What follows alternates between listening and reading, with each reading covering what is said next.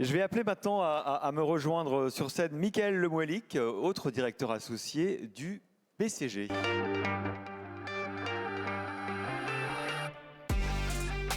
Bonjour Michael, et je vais demander pour nous rejoindre à Eric Marquiol de Renault Group, à Cédric Merlin de Valeo et à François Deheger de Michelin de rejoindre cette table ronde. Bonjour à tous les trois, tous les quatre. On va commencer avec vous quand même, peut-être avec vous, Michael. On en a parlé à l'instant, et la transition est toute faite. On a parlé beaucoup d'innovation, de la manière dont ça allait être rentré évidemment concrètement pour les industriels et pour leurs clients. On va parler d'IA maintenant avec vous. Même chose, l'IA est partout. Dans tous nos métiers, même dans la presse, même dans les médias, on l'utilise, dans la R&D, dans les usines, le marketing. Mais la question maintenant, c'est effectivement là aussi, épreuve pratique, notamment pour les consommateurs. Comment est-ce que l'IA fonctionne vraiment? Quel type d'avantages ça procure? On sait qu'on est tous en train de faire des calculs entre le coût d'investissement colossaux de l'IA et ce que ça rapporte en termes de productivité, mais aussi en termes d'usage et de service. Peut-être vous commencez par nous décrire la big picture, comme on dit. Merci beaucoup Christophe et bonjour à tous. Ravi de parler d'IA et merci beaucoup pour la transition après la table ronde Amélie et Yannick. Alors est-ce que l'IA ça marche vraiment? Et je pense que c'est une très bonne question parce qu'on avait fait une étude avec le MIT en octobre 2024 au BCG disant qu'il y avait seulement 4% des entreprises en octobre dernier qui avaient un impact global sur l'IA. Donc 4%, c'est pas beaucoup. Alors il y en avait derrière qui accéléraient, mais quand même. Et on a refait une étude en août de cette année où on voit que ce 4% augmente progressivement, mais surtout il y a un deuxième paquet qui est très intéressant de 30% qui accélère vraiment. Et quand on fait cette analyse, l'analyse des facteurs sous-jacents, on voit qu'il y a le sujet de productivité, qu'il y a les sujets de data, il y a les sujets, tout ce qu'on va sans doute aborder avec nos trois brillants intervenants qui m'ont rejoint sur scène. Mais il y a aussi le sujet d'être focalisé sur l'employé. En fait, le premier facteur sous-jacent qui explique qu'une entreprise profite de l'IA et bénéficie de l'IA et a une feuille de route qui est productive, c'est à quel point est-ce qu'elle met ses employés au même niveau que ses clients et ses actionnaires dans sa vie de tous les jours. Et je trouvais que c'était un sujet intéressant à aborder. Donc je vous propose de faire un premier tour de table, Eric, Cédric et François, pour nous dire ce que vous faites vraiment sur l'IA. Hein, qu'est-ce qui marche, qu'est-ce que vous expérimentez ou qu'est-ce que vous réalisez et en quoi c'est productif. Et puis après, on essaiera de voir quelles sont les difficultés et puis aussi quels sont les facteurs qui font qu'on peut continuer d'accélérer pour l'ensemble de la filière. Alors peut-être Eric d'abord. Merci Mickaël. Alors du côté de Renault sur finalement notre transformation industrielle, un côté supply chain, toutes nos opérations dans les usines, toute la partie process engineering, ce qu'on a réalisé finalement, et ce qu'on appelle nous le métaverse industriel, ça a été tout d'abord mettre en place une infrastructure pour utiliser la donnée, récupérer la donnée, et c'est vraiment ça qui pour nous a transformé les choses. Donc c'est un voyage assez important et conséquent en termes d'investissement, puisque vous connaissez l'empreinte industrielle de Renault, la taille de nos usines. Donc aujourd'hui, on a plus de 20 000 équipements et procédés différents connectés, avec à chaque fois un standard unique sur quelle que soit la marque de l'équipement, quelle que soit finalement la typologie, que ce soit une grosse pompe, une petite pompe, un gros robot, un robot japonais, un robot européen. On a un modèle de données standard, ce qui fait qu'aujourd'hui, on connecte à peu près 2 milliards de datasets de données par jour. Et c'est ce patrimoine finalement de data qu'on a en temps réel qui nous permet de transformer nos opérations dans l'ensemble des sites. L'industrie automobile, alors certes, on a quelques procédés compliqués, mais on a surtout une très grande complexité vu la taille des différents sujets. Et donc c'est à l'intérieur de cet écosystème de data qu'on a mis en place nos sujets d'IA. Donc si j'en donne peut-être un exemple concret, Un des sujets majeurs, ça a été sur tout ce qui est consommation d'énergie. La capacité de voir en temps réel, de mettre en place des algorithmes d'IA en transversal et de manière décilotée finalement entre l'ensemble de nos procédés pour gagner de l'énergie. Un deuxième, c'est tout ce qui est autour de la vision. Bon, alors la vision dans l'industrie, ça fait des dizaines d'années qu'on en fait, mais l'IA est un moyen de faire ça à un coût 10 fois plus faible et à une vitesse qu'on n'avait pas par le passé. On multiplie par 10 le nombre de contrôles qu'on fait aujourd'hui avec de l'IA dans nos sites. Depuis le début de l'année, on est à plus de quasiment 1000 contrôles quasiment dans nos usines les plus avancées avec de l'IA, et on implémente un contrôle en 2-3 mois à peine. D'accord, merci beaucoup Eric.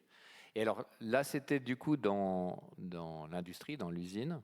Alors peut-être Cédric, pour peut-être plus sur la R&D. Oui, on a une approche, on va être assez complémentaire sur l'approche. Alors, chez Valeo, l'AI, ça fait clairement partie de notre ADN. On a sorti notre premier produit avec de l'AI, c'était en 2003. Et en 2003, l'échelle de temps de l'IA, c'est la préhistoire, quoi. Donc, entre la préhistoire et maintenant, clairement, l'IA s'est vraiment intégrée au sein de la stratégie d'entreprise. On va la retrouver sur 3 grands axes. On va la retrouver dans nos produits, évidemment, sur la partie usine, de manière identique, et la partie R&D, qui est le gros point. Alors, si on reprend dans l'ordre, la partie produit, l'IA, en fait, pour nous, elle est sur l'ensemble de nos produits liés au système ADAS, tout ce qui est conduite autonome, level 2, 2+, etc. On va le retrouver aussi dans l'électrification, le SDV, toutes ces parties-là. Et pour comprendre l'importance de l'IA chez Valeo, on a ouvert en 2017 un laboratoire de recherche dédié à l'IA sur les systèmes ADAS. Donc pour faire des IA de confiance, trouver des méthodes d'annotation, de training, etc. Ensuite, il y a la partie industrielle. On va retrouver exactement les mêmes principes, qui est effectivement un early adopter, parce qu'avec toutes les parties de classification, machine learning, deep learning, on peut vraiment augmenter la qualité en fin de ligne, tout ce qui est inspection visuelle, augmenter la productivité. Et on va aussi travailler pas mal sur l'énergie, sur nos lignes, donc sur lesquelles on arrive à avoir des gains de à peu près 20%. Grâce à l'IA. Et là, après, il y a la dernière grosse partie, qui est la partie, effectivement, plus développement. Et c'est avec le GenAI, avec cette révolution, on a décidé, il y a à peu près 2 ans, de faire un programme de transformation, donc avec l'AI pour tous, l'AI for all. L'objectif, c'est de la même sorte, en fait, réexploiter la donnée, retravailler les IA, trouver les meilleures solutions pour finalement repenser nos processus internes. Notre objectif, c'est de les optimiser, de les simplifier, de les transformer. Et on a effectivement deux enjeux. La compétitivité, premièrement, et puis le deuxième, c'est de décupler notre capacité d'innovation tout en gardant nos standards de qualité. Et c'est dans cette approche-là, en fait, qu'on a monté l'ensemble du programme. On a, dans un premier temps, repris tout le besoin terrain, parce que l'IA vient vraiment, c'est au plus proche de l'employé, c'est l'enjeu clé. Et on a défini une stratégie au plus haut niveau de l'entreprise. Et à partir de ça, on a décidé, effectivement, même si on fait de l'IA un peu de la cave au grenier, l'objectif, c'est quand même la R&D en termes de priorité. Et ça, pour une raison qui se comprend facilement, on fournit des systèmes qui sont complexes, une très grande diversité de technologies, et puis on doit s'adapter à nos différents constructeurs, donc au niveau des process, et c'est là où l'IA est vraiment un atout majeur. C'est un excellent assistant. Donc au final, après 2 ans, clairement on peut dire que l'IA, elle touche tous nos métiers, tous nos processus. Et dans ce cadre, on a finalement surtout appris que c'est une autre façon de travailler dans la stratégie. C'est vraiment le changement majeur, une autre façon de designer, et ça redessine clairement les enjeux de la compétitivité dans l'approche, ce qui est vraiment important pour la filière automobile. Bien sûr. Merci beaucoup, Cédric. Alors, François, chez Michelin, vous faites, je sais pas, ça résonne ce que viennent de dire Cédric et Eric? Est-ce que ça marche? Oui.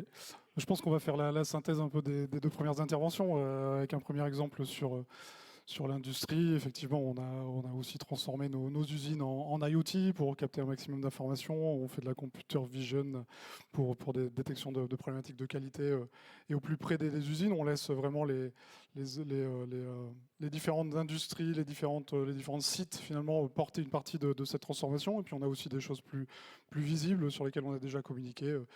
Une machine avec plusieurs caméras qui fait finalement une inspection du produit fini en bout de chaîne et qu'on déploie dans l'ensemble des sites avec la complexité de ce que ça veut dire sur une variété de sites industriels. Et puis au-delà de l'expérience, de l'excellence opérationnelle, on peut parler aussi d'innovation sur la partie R&D. Certains d'entre vous vont peut-être acheter des pneus hiver prochainement. Le Alpin 7 qui est sorti, il est vraiment issu d'une collaboration entre les IA du monde du matériau et les IA du monde du design.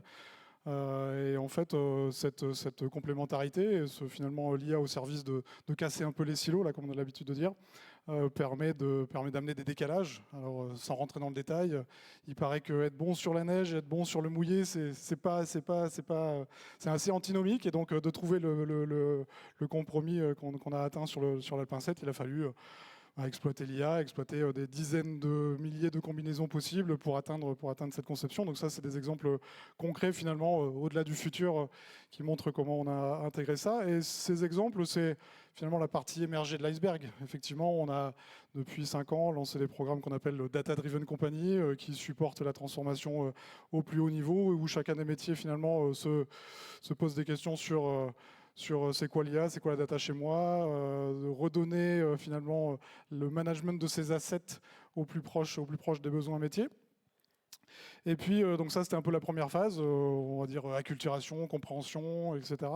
Et là, depuis le début de l'année, on rentre dans une deuxième phase de ce programme de transformation où on se dit moins de use case, plus d'impact. Donc l'idée, c'est pas juste de mesurer le nombre de cas d'usage qu'on a, mais quelque part, est-ce qu'on a réussi à vraiment transformer les pratiques? Et on a une approche où on regarde les choses de point de vue end-to-end, c'est-à-dire comment j'accélère l'innovation, c'est-à-dire le lien entre la R&D et l'industrie, de manière à potentiellement anticiper au plus tôt les contraintes de l'industrie dans mes étapes de conception. Ça, c'est une première veine, quelque part, de valeur qu'on veut attraper. La deuxième, c'est l'excellence opérationnelle, la supply chain des achats jusqu'à la distribution en passant par la gestion des stocks. Et puis enfin, le pourquoi Michelin. Qu'est-ce qui fait que vous achetez notre produit plutôt qu'un autre? Et qu'est-ce qui fait que vous avez envie de travailler avec nous parce que l'expérience est extraordinaire? Donc c'est un peu ces 3 veines qu'on attrape, qui est une manière un peu différente de voir cette transformation. Donc ça, ensuite, et après il y a la vague GenAI qui forcément perturbe un peu les choses, mais sur lesquelles on attrape des choses similaires, c'est-à-dire comment j'accompagne les employés dans cet usage, et puis comment ça me fait repenser mon système d'information, parce que finalement les usages de la maison viennent impacter les envies on va dire de l'expérience employée en entreprise. Merci François. Alors, à vous écouter, on a l'impression que tout roule et tout roule bien. Donc, est-ce que vous avez rencontré 1, 2 difficultés, peut-être une par personne? Qu'est-ce qui a fait que c'était plus dur de déployer de l'IA que de déployer autre chose? Ou au contraire, finalement, ça s'inscrit tout à fait naturellement dans tout ce que vous avez fait jusqu'à maintenant? Je ne sais pas qui veut commencer. Moi, j'en ai 3, vous commencez quand vous voulez. Ouais. François. Non, mais une première qui est finalement ce que mentionnait Renaud sur la diversité industrielle. On a des problèmes d'opération, c'est-à-dire vraiment déployer à l'échelle on va dire l'intelligence artificielle. On a parlé dans la table ronde précédente de continuité digitale. Effectivement, la continuité qui va de nos fournisseurs de rang jusqu'à maîtriser ce que vous avez dans votre pneu quand vous achetez une voiture, c'est extrêmement complexe. Et la question, la difficulté, c'est de trouver la bonne granularité en fait, entre avoir envie de tout capter et puis aller capter ce qu'il nous faut pour la valeur. Et ça, c'est utile dans le reporting extra-financier où on a besoin de remonter un peu ce type d'informations. Enfin, voilà un exemple de complexité. Ok, merci. Oui, c'est sûr que l'IA, c'est vraiment, pour avoir du bénéfice, c'est vraiment end-to-end. Donc finalement, ça casse l'ensemble des silos, ça redéfinit les frontières, et c'est une des difficultés. Parce que finalement, il faut vraiment avoir une connaissance très fine et multidomaine une connaissance très fine finalement sur quels sont les critères de validation et quelles sont les interactions entre les différents domaines. Donc si on reprend par exemple pour le design, il faut avoir une très bonne compréhension des impacts du côté industriel, par exemple les limitations des moules, ce genre de choses. Et qu'est-ce qui va faire que c'est OK ou c'est pas OK. Et ça, il faut tout digitaliser, finalement, la connaissance. Et c'est un travail assez difficile, parce que finalement, il faut recapter l'ensemble des besoins humains. Et c'est là où ça devient vraiment très, très humain, puisqu'il faut finalement bien mettre tout le monde autour de la table pour être capable de faire fonctionner l'IA. D'accord. Eric, tu veux réagir? Oui, peut-être un point. Finalement, il y a aussi également sur la facilité de trouver des solutions d'IA ou data ou d'algorithmes, etc. Peut à un moment donné favoriser la duplication des initiatives et finalement une perte d'efficacité parce que tout le monde part un peu dans des... Donc le sujet de la gouvernance, comment arriver à mettre en place une organisation et un travail en commun sur le copier, c'est gagner. Parce que en tout cas dans la partie fabrication chez nous, il se passe toujours quelque chose. Il y a toujours des modifications, soit de procédés, soit de produits, ou d'organisation, ou de personnes qui changent. Et donc, on doit mettre en place quelque chose qui va durer, avec une résilience qui va avoir 99,9% de disponibilité opérationnelle. Et donc, ce n'est pas juste d'époque. Voilà. Il faut qu'on ait des sujets industriels qui soient déployables partout. Quand mettre une caméra de vision avec, je caricature un peu, avec une start-up, etc., c'est très facile. Mettre en place 1000 caméras de vision supervisées sur lesquelles vous avez du monitoring sur l'ensemble de vos 20 usines qui fonctionnent 24/24 et sur lesquelles vous êtes sûr que votre contrôle est toujours en place et monitoré, c'est une autre histoire. Donc c'est vraiment cette notion de passage à l'échelle et de résilience industrielle qui est vraiment très important à obtenir pour ne pas être juste dans un effet de démonstration, un effet de présentation PowerPoint, pour aller vraiment chercher la valeur dans la transformation industrielle. Et cet effet, ce besoin de résilience industrielle, vous le trouvez aussi dans les autres secteurs, enfin François ou Cédric dans la R&D, la fiabilité, la disponibilité. On va retrouver exactement les mêmes problématiques. Le point, c'est le propre même de l'IA. Hein. Vous obtenez rapidement des résultats, quel que soit le type d'IA. Après, il faut obtenir le bon résultat, il faut passer à l'échelle. Et là, c'est pas le même exercice du tout. Donc, on va retrouver cette logique de réexploitation de la donnée, encore une fois, des systèmes qui sont optimum. Le visual inspection, c'est typique chez nous avec la partie lighting. C'est exactement ce point-là, de trouver le bon mix hardware et d'IA pour obtenir les gains.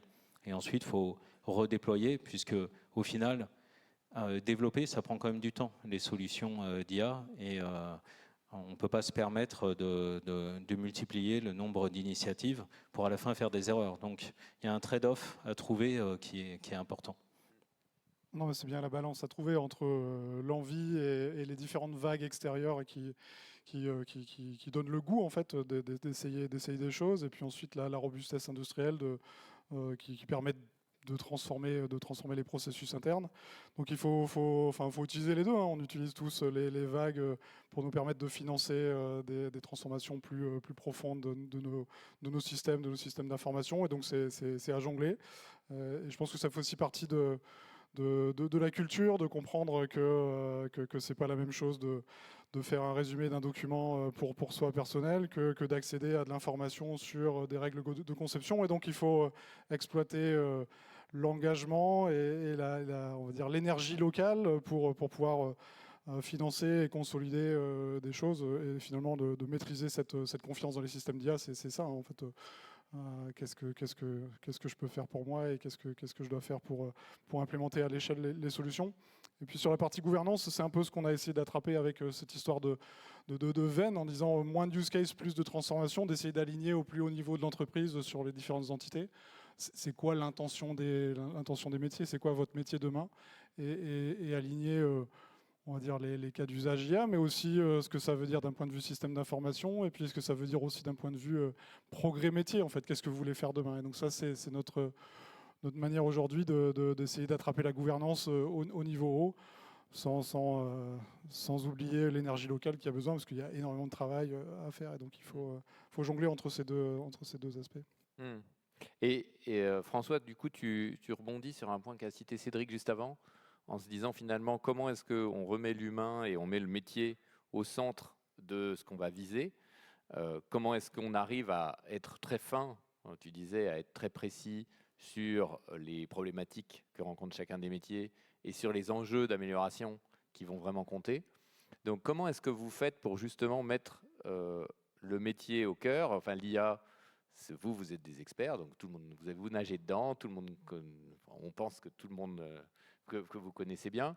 Maintenant, les métiers, ils peuvent regarder ça avec un peu de scepticisme. Comment est-ce que vous faites pour les impliquer? Comment est-ce que c'est difficile? Et aujourd'hui, où est-ce que vous en êtes? Je sais pas qui veut... Alors, sur cette partie finalement d'innovation, il y a vraiment dans nos opérations industrielles une génération spontanée, on va dire, d'idées, etc. Et donc le sujet, c'est de revenir sur comment on capte la bonne idée. Après, on est capable de la standardiser et de la déployer de manière efficace dans l'ensemble de nos sites pour aller chercher la valeur et que cette valeur continue à se délivrer, on va dire mois après mois, année après année. Donc c'est cette balance, on va dire, entre l'innovation locale, parce que 80% des idées qu'on a implémentées venaient d'idées de jeunes ingés en local dans nos opérations. Mais par contre, après, il faut robustifier tout ça et le standardiser. Donc c'est cette capacité-là. Et on n'a pas eu du tout de résistance sur cette transformation-là. Là, on lance les premiers sujets, ça fait déjà un moment, mais pas seulement sur l'utilisation des données tabulaires, mais aussi sur tout ce qui est données texte, sur l'assistance au dépannage de nos équipes de maintenance qui ont, pour certaines, un certain âge. Et on a un accueil très favorable sur ces outils d'aide au diagnostic. On est à la 3e génération, donc utilisons des LLM ou des couplés à du conversationnel, etc. Et ça. Et vraiment, l'accueil est très, très intéressant parce que ça permet également d'utiliser finalement toutes les données qu'eux-mêmes ont rentrées, tout ce qu'ils ont donné comme documentation dans leurs interventions par le passé. Et du coup, ils voient leur intérêt, mais tu disais, en fait, on a un foisonnement. Donc la question, c'est comment est-ce qu'on arrive à canaliser et à pouvoir industrialiser. Donc, qu'est-ce que vous faites? Vous avez des architectes industriels, des architectes métiers qui choisissent pour... Alors, on a à la fois, à chaque fois, c'est vraiment un tandem entre les équipes business et les équipes AIS, et avec effectivement, avant même de faire l'architecture technique, d'abord faire de l'architecture métier. De comment on va faire, comment on veut architecturer tout ça, et comment à chaque fois qu'on fait ce genre de choses, on casse des silos. C'est vraiment des sujets très importants. Comment on simplifie, puisque Renault a une certaine ancienneté, du coup, comment on simplifie tous nos procédés qui, pour certains, ont 60 années d'âge dans la manière de faire, comment à chaque fois, on supprime des étapes dès qu'on revisite quelque chose, quoi. Et donc ça, c'est des architectes métiers qui font ça. Très bien.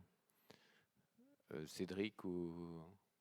Non, mais je partage les différents points. Je pense qu'il y a des choses qui sont assez simples à déployer. Hein. Le chat GPT-like, ça mord pas mal, en fait. Après, il y a des choses plus complexes. Je parlais tout à l'heure de notre conception du pneu alpin, et donc où je peux explorer un espace de conception pneu plus rapidement, et je peux quelque part faire en 1 heure ce que je faisais en quelques jours. Et donc la question c'est qu'est-ce que je fais de ce temps gagné, comment je projette mon métier demain, est-ce que finalement j'ai besoin des mêmes experts aux mêmes endroits. Et donc ça c'est des vraies questions qu'il faut poser avec des gens des métiers, avec les plus seniors de nos métiers en interne sur des projections sur qu'est-ce que je veux savoir faire demain. Finalement on peut imaginer automatiser un tas de choses et la question c'est qu'est-ce que j'ai envie d'automatiser et qu'est-ce que je veux rester en maîtrise. Finalement c'est presque où veux-tu mettre la valeur, que veux-tu faire de ton métier. Et donc ça on anime un certain nombre de workshops avec les différents seniors métiers pour dire ok, vous voyez les outils arriver, vous voyez ce type de choses, ça veut dire quoi chez vous, comment vous voyez votre semaine dans quelques années. Et puis ensuite, une fois que je projette ça, c'est l'impact sur les process. Finalement, je vais pouvoir avoir des discussions différentes avec Renault sur nos conceptions. Je vais pouvoir avoir des discussions différentes avec nos différents clients, partenaires. Et donc ça, c'est des questions un peu compliquées ou qu'il faut adresser au bon niveau. Et c'est ça qui fait le challenge de l'IA. Et finalement, c'est quasiment un prétexte, l'IA, dans ces phases-là. Finalement, est-ce que je suis capable d'avoir une organisation un peu agile, résiliente, qui permet d'attraper les vagues technologiques? Parce que si pour chaque vague technologique, je dois mettre en place le même type de transformation que sur l'IA, sur la robotique, je ne sais pas ce qui va nous arriver, c'est compliqué et c'est assez stressant sur les organismes. Et donc finalement de se dire que je suis capable, quelque part un peu en continu, de repenser ce qui est important pour moi, c'est un bon exercice avec les métiers. Et ça c'est très intéressant, François, ça résonne tout à fait avec l'étude que je citais tout à l'heure en disant que le premier facteur sous-jacent de succès de transformation d'IA, c'était d'avoir une culture d'entreprise qui met les employés au même niveau que les clients et les actionnaires. C'est pas pour dire qu'il faut chouchouter les employés, sans doute qu'il faut les chouchouter, mais c'est exactement dans cet esprit-là que c'est perçu. C'est comment est-ce qu'on assure que les employés sont au cœur des gains d'efficience, de productivité, d'efficacité et de génération d'idées.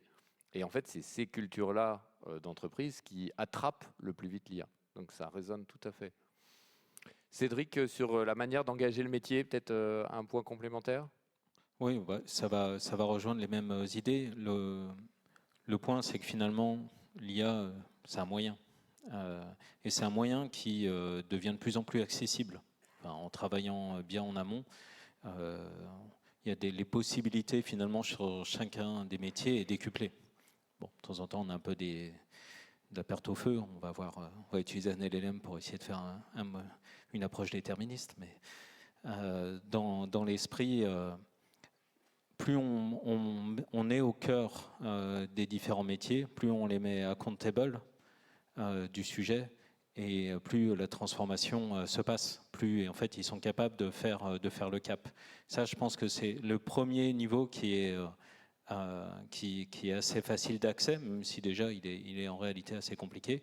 Le deuxième, c'est le stade d'après, comment finalement sur un ensemble cohérent on relie tous ces métiers et on redéfinit la frontière entre ces métiers. C'est là où ça devient un peu plus complexe à gérer.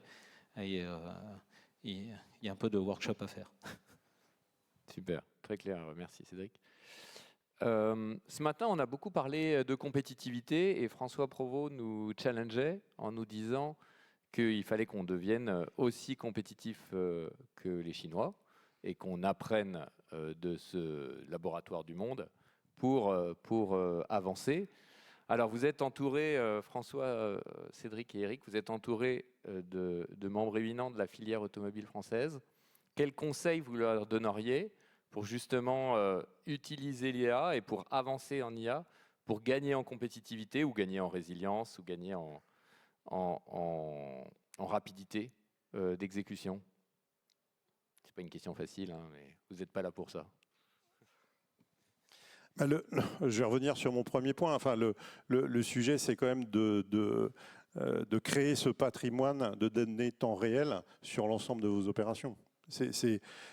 Toute la valeur, elle est là. Ce qui est compliqué à faire, c'est les algorithmes aujourd'hui sont disponibles en open source. Ils évoluent très vite. On peut les changer. Enfin, nous, on les change très régulièrement, même sur une application donnée.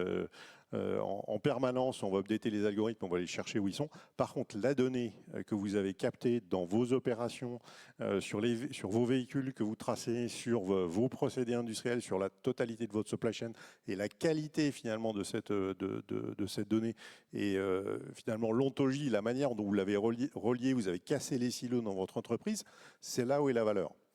Et votre capacité finalement à mettre tout ça en œuvre de manière rapide et en accès à vos jeunes ingés avec des outils très simples vont vraiment changer la donne, quoi. Enfin, nous, on le voit dans des usines qui ont 50 ans, 60 ans. Enfin, on est assez fiers d'avoir réussi à transformer notre système industriel sans faire table rase, c'est-à-dire sans bulldozer et refaire des greenfields, pour avoir des sites industriels avec du personnel qu'on a su former et transformer, qui utilise la donnée, qui crée plus de 1000 tableaux de bord ou algorithmes tous les jours dans les sites. Toutes les routines du lean traditionnel où avant c'était le point fabrication du matin ou le point qualité, etc. Là, l'ensemble de nos opérations arrive avec non pas il s'est passé quelque chose, peut-être que c'est ça, c'est voilà ce qui s'est passé, voilà l'ensemble des données, du problème, etc. Et donc les vitesses de traitement et de correction n'ont plus rien à voir avec ce qu'on fait. Et c'est l'ensemble de l'écosystème industriel qu'on a pu moderniser et faire rentrer finalement dans cette nouvelle ère. Donc vraiment le cœur du réacteur, pour moi, c'est vraiment cette qualité de données temps réel que vous allez réussir à capter. La partie IA, vraiment, c'est la partie presque facile. C'est facile. Donc, très bien. Cédric. Il y a plusieurs étages finalement dans la fusée. L'IA, la data, effectivement, c'est des sujets qui sont complètement connexes. Ça revient à finalement la digitalisation de nos savoirs et de notre savoir-faire. C'est ça au final. Ça, pour augmenter notre compétitivité globale, on a besoin de travailler comme un écosystème. On parlait globalement dans les filières automobiles. On parlait avant des métiers, mais finalement, si maintenant on prend une échelle au-dessus, ça va être la même chose. On va parler au niveau de l'Europe de comment finalement créer un ensemble qui est cohérent. Donc pour finalement aller exploiter cette donnée et arriver à avoir tous ensemble, finalement, c'était le point qui était remonté précédent en disant il y a une consistance beaucoup plus grande, si on regarde en Chine, dans la façon dont les constructeurs et les fournisseurs ou fournisseurs rang 1, rang 2 travaillent. Là, ça va être décuplé avec l'IA. Mais c'est des choses qu'il faut anticiper et travailler à l'échelle. Et sur ça, il faut aussi des règles, clairement, pour protéger notre savoir, puisque c'est des choses qui s'apprennent durant des dizaines et des dizaines d'années. On est tous des compagnies qui ont un long passif. C'est quelque chose qui nous a permis d'atteindre toute cette connaissance. Et aujourd'hui, c'est pour ça qu'on est dans une bonne position pour lire. Mais c'est quelque chose qu'il faut cultiver. Et donc, tu dirais, Cédric, que vos propriétés intellectuelles, aujourd'hui, est un actif que vous valorisez mieux grâce à l'IA ? Nous, on est très actifs sur ces notions-là. Donc, c'est quelque chose, c'est un patrimoine pour nous qui est très, très important. C'est à la question, j'anticipe le fait que c'est un actif qui devient de plus en plus important pour le futur. Oui, bien sûr. François, est-ce qu'il y a un conseil complémentaire trouver le compromis entre investir dans ces assets de données et puis utiliser l'énergie locale pour le consolider, en fait. Sinon, c'est un peu fastidieux d'imaginer qu'on va travailler d'abord la donnée et puis ensuite on va aller chercher la valeur. Donc, c'est toujours de trouver un peu ce compromis qui est pas évident à trouver. Et puis ensuite, dans notre patrimoine de données, on parle historiquement beaucoup des données tabulaires, des fichiers Excel qui traînent partout, mais aujourd'hui on a beaucoup de questions chez nous autour de la documentation et autour finalement de l'ensemble de la documentation qui gère le cycle de vie de nos conceptions, qui sont beaucoup de papier, et finalement réfléchir un peu à la digitalisation de ces aspects-là, ça peut être aussi un conseil intéressant aujourd'hui sur nos différents volets de la data gouvernance. Ça a été peut-être un des angles morts des années passées. Donc voilà, ceux qui démarrent, n'hésitez pas à y penser avant de commencer. Très bien. Mais du coup, j'entends pas de crainte. Il n'y a pas chez vos collaborateurs, il n'y a pas de crainte. Eric disait que finalement, il y avait une énergie et un foisonnement. Il y a tout un dynamisme. Ça peut, en tout cas, c'est des choses qui existent. Alors toujours dans l'étude là, du mois d'août, ce qu'on voit, c'est que les responsables IA, avant de vous piéger, je vous donne le résultat, les responsables IA et les comités exécutifs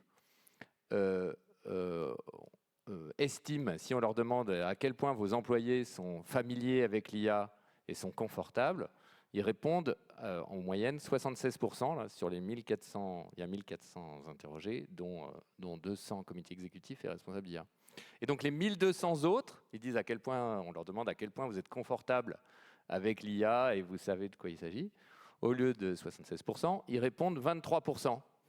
Donc en fait, il y a un vrai gap intellectuel entre vous et les comités exécutifs, et puis tout un chacun, sur le fait que tout un chacun est prêt et est conscient de tout ce qu'on peut faire avec l'IA. Alors vous le voyez dans vos entreprises où tout est déjà fait, il y a eu une recette miracle qui a permis de faire en sorte que ça marche? C'est un effort constant de communication en fait, puisque finalement l'IA c'est un peu ce qui n'est pas encore fait. Parce que ce qu'on disait tout à l'heure, la partie vision dans l'industrie, on en fait depuis toujours. Et puis si on dit que c'est de l'IA, ah bon c'est ça, mais donc il y a un petit côté, finalement c'est toujours le truc d'après, donc on est toujours en train d'aller le chercher.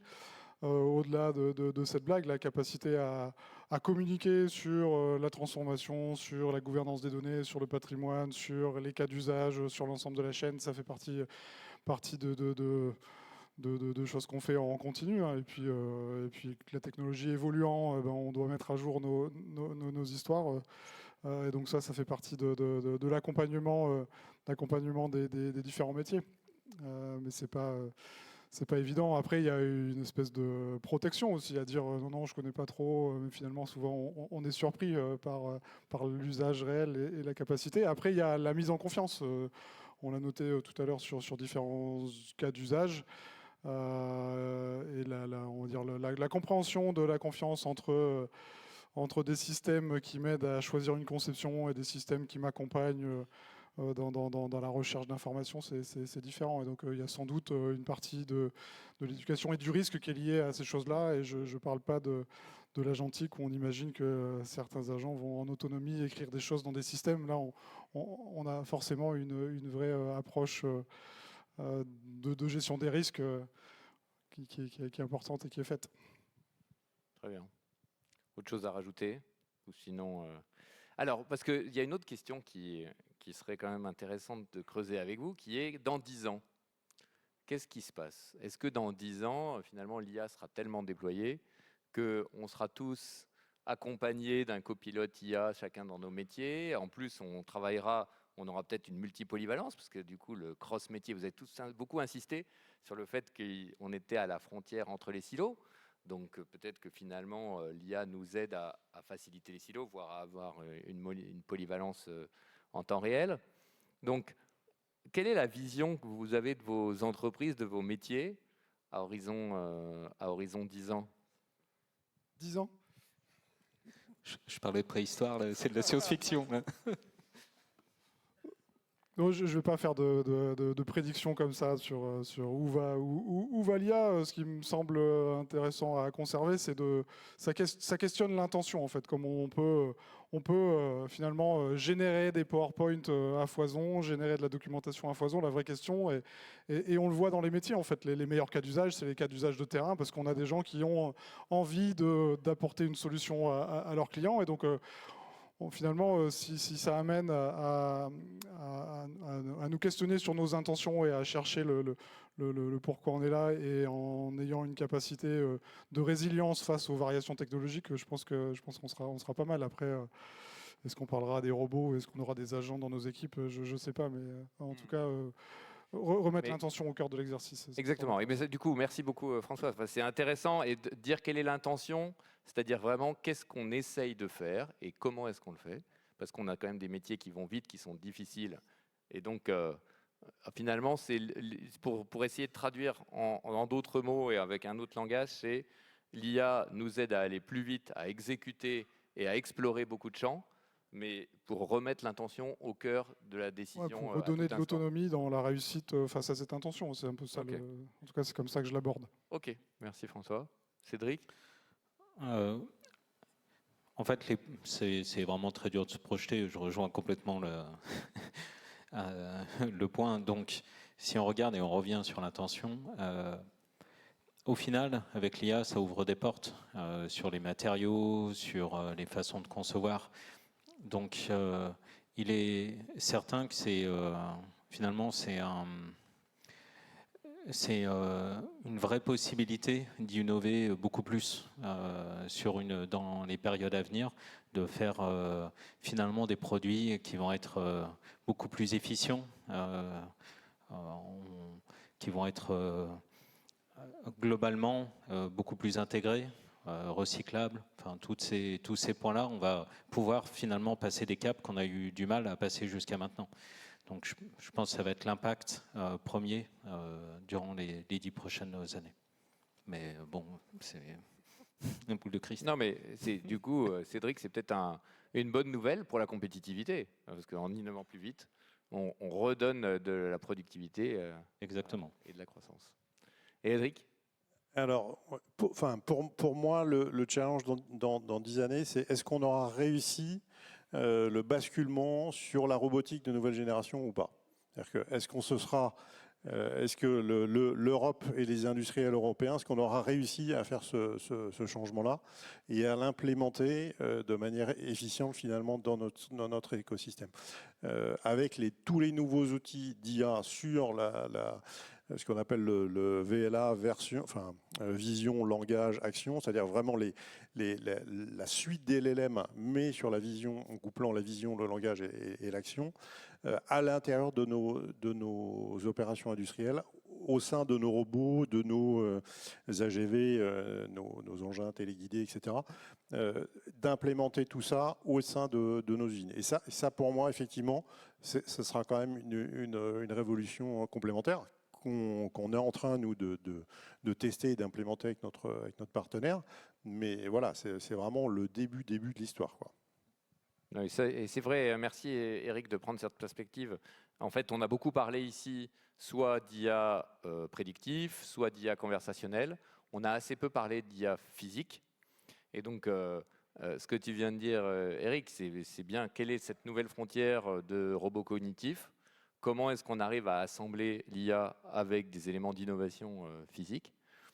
Et alors j'ai envie de demander à Cédric et François, est-ce que vous le voyez aussi comme en physique, en IA physique?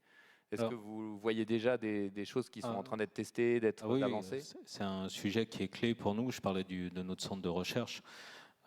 Sur toute la partie de conduite autonome, sur l'ensemble de nos systèmes qu'on fournit, c'est un enjeu clé. Donc ça offre de nouvelles possibilités qui sont très importantes pour nous. C'est ça, vous êtes à la fois bénéficiaire et fournisseur, c'est ça? Tout à fait. Okay. Même chose, on a un programme autour de l'industrie du futur qui se pose un peu ces questions, avec des questions d'organisation, de quel système, de quelle machine. Ça fait partie des choses, les premières briques étant accessibles aujourd'hui, une espèce de contrôle continu pour une cible qualité par rapport à ce qui rentre dans nos machines. Mais on est bien en train de se poser ces questions aussi, et de l'interaction avec l'humain dans un écosystème de ce type-là. Et là, on parle de robots cognitifs, on n'a pas parlé d'humanoïdes. Vous êtes pas avec Elon en visant d'avoir des humanoïdes à plein d'endroits?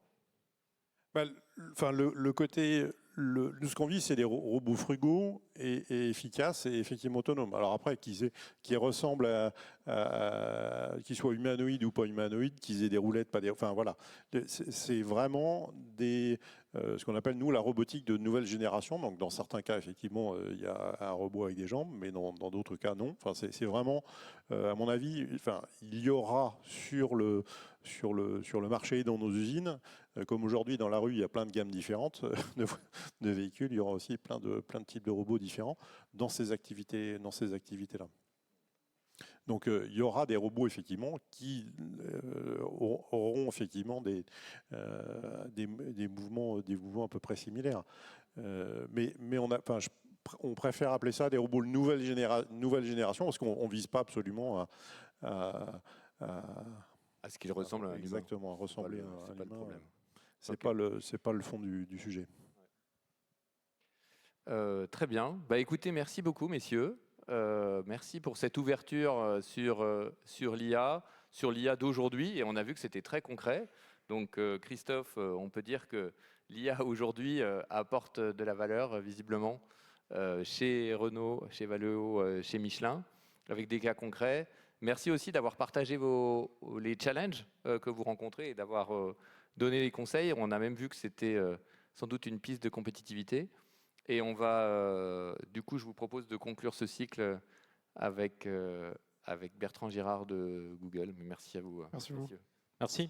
Merci.